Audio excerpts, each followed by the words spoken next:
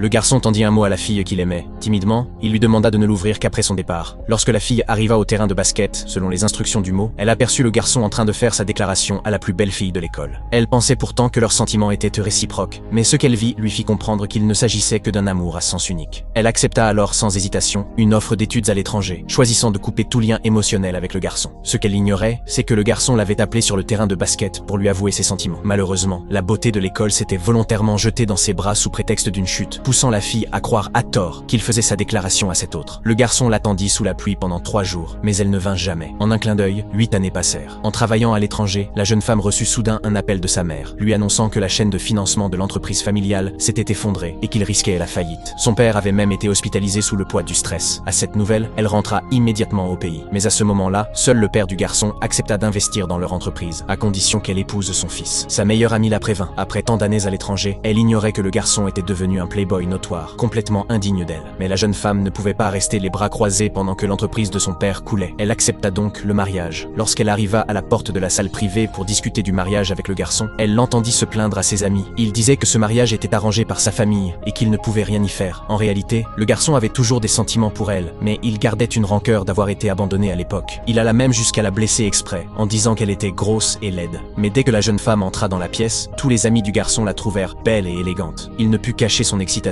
mais fit semblant de rester calme et lui demanda ce qu'elle faisait là. Elle répondit qu'elle venait discuter des modalités du mariage, puis demanda s'il pouvait parler en privé. Agacé, il lui dit de parler directement, sans faire de mystère. Les amis, comprenant la situation, quittèrent discrètement la pièce. La jeune femme expliqua alors que son père exigeait que le mariage dure 3 ans, après quoi il pourrait divorcer. Ce qu'elle ignorait, c'est que le garçon avait attendu 8 longues années pour ce moment, et si elle pensait qu'il divorcerait après le mariage, elle rêvait. Elle précisa que leur relation serait un mariage contractuel et qu'elle ne s'immiscerait pas dans sa vie, qu'il pourrait continuer à fréquenter d'autres femmes s'il le souhaitait. Puis, elle lui tendit un contrat prénuptial à signer. Le garçon le prit, ne le regarda même pas et le déchira sur le champ. La jeune femme pensa qu'il ne voulait même pas d'un mariage contractuel. Elle lui dit alors que si cela ne l'intéressait pas, elle ne le forcerait pas. Elle afficha un sourire gêné et tourna les talons. Mais contre toute attente, à l'instant suivant, le garçon lui attrapa la main. Frustré intérieurement qu'elle soit toujours aussi entêtée que pendant leurs années d'école, il lui demanda « Ai-je dit que je ne voulais pas ?» La fille ne comprit pas tout de suite ce qu'il voulait dire. Il ne donna pas plus d'explications. Il lui dit simplement d'apporter son livret de famille et de le retrouver le lendemain matin au bureau des affaires civiles. Puis il s'éclipsa rapidement, de peur qu'elle ne voie le sourire de fierté qu'il ne pouvait plus retenir.